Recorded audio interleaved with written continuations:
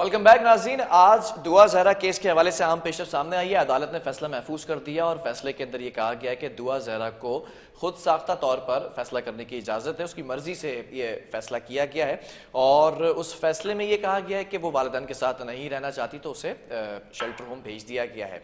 दूसरी जानिब एक और मसला यहाँ पर दिखाई दिया कि वालिदैन की जो वीडियोज़ वायरल हुई हैं, जो बयानात कलमबंद होते दिखाई दिए हैं और जो उन्होंने एतराफ़ किया इस चीज़ का कि बच्ची से जब मुलाकात हुई तो 5 मिनट के लिए मुलाकात हुई और उन 5 मिनट के अंदर उस बच्ची ने गले लगकर इस बात का इंदिया दिया, इस बात का इजहार किया कि वो माँ बाप के साथ रहना चाहती है, उनके साथ घर जाना चाहती है, लेकिन फिर उसके बाद स्टेटमेंट देने की इजाज़त नहीं थी। अदालत का जो प्रोसीडिंग का वक्त था वो ख़त्म हो चुका था। इन तमाम चीज़ों का डिस्कस करेंगे।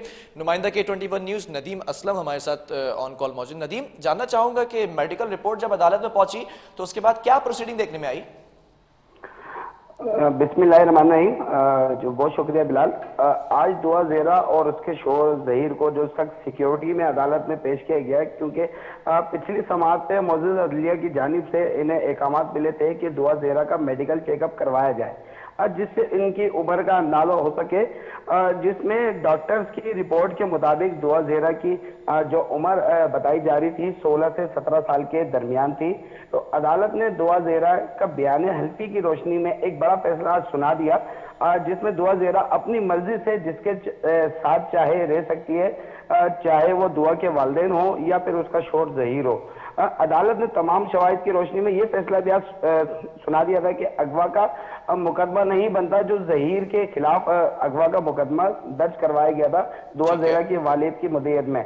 तो दुआ ज़हरा ने अपनी मर्जी से निकाह किया था। ये आज फैसला जो है ये अदालत ने भी दे दिया है और आपने भी देखा हो। खैर, नदीम असलम ब्रीफ कर रहे थे, प्रोग्राम के अंदर कुछ ही लम्हात रह चुके हैं तो वाइंड अप करेंगे इसको। लेकिन एक और मसला यहाँ पर दिखाई दे रहा है कि तमाम फैसले हो चुके हैं कमरे अदालत के अंदर जजेस साहिबान की जानिब से। एक और मसला यहाँ पर वालिदैन की जानिब से खड़ा कर दिया गया है कि बच्ची हमारे साथ जाना चाहती थी, हमारे साथ रहना चाहती है, उसने इस बात का एतराफ़ किया है। बच्ची डरी हुई थी, साइकोलॉजिकली बड़ा डिस्टर्ब थी, प्रेशर था। उसके बाद ये भी कहा गया कि जब उससे ये बात की गई है कि वो रहना चाहती है तो उसने ये भी कहा बच्ची ने कि मैं जाकर दोबारा से ये स्टेटमेंट देना चाहती हूँ कमरे अदालत के अंदर।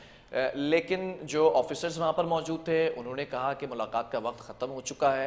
ये तमाम चीज़ें वालिदैन की जानिब से कही गई हैं कि मुलाकात का वक्त ख़त्म हो चुका है। पुलिस ऑफिसर ने ये कहा। फिर जब जज साहिबान से मुलाकात की तो ये भी कहा कि कमरे अदालत के अंदर जो प्रोसीडिंग होती है उसका वक्त ख़त्म हो चुका है, जिसके बाद बच्ची को शेल्टर होम भेज दिया गया।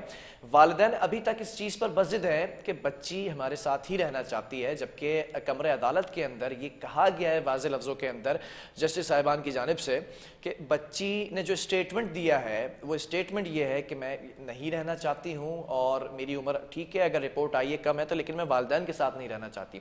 दूसरे भी बहुत सारे मसाइल हैं जो जन्म ले चुके हैं। अब देखना यह है कि आगे वालिदैन क्या स्टेप उठाते हैं इस मामले को मजीद हल करने के लिए, लेकिन कोर्ट मैटर ये सॉल्व कर दिया गया है। प्रोग्राम का वक्त खत्म हुआ है।